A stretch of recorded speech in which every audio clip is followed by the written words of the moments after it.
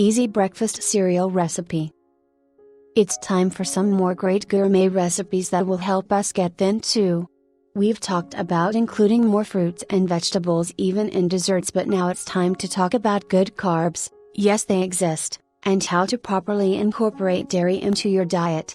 The American Dairy Farmers Association has made a big deal out of the new recommendation that everyone enjoy 3 servings of dairy every day, and I think that in between snacks is a great way to get in some important dairy items. This includes keeping cheese in the fridge at work or making your own yogurts. It's very easy to buy some raw yogurt and just add in your own fruit. Not only can you sweeten the taste, but you save money as well as making a better product. Today's recipes are going to be just as good. Ingredients: 1 cup granola, 1 cup oats, 1/2 cup milk, 2 tablespoons brown sugar, 1 teaspoon vanilla. Instructions: combine in milk and enjoy. You can even combine the oats and granola in advance in a pantry container and just add the sugar and the vanilla over milk every morning.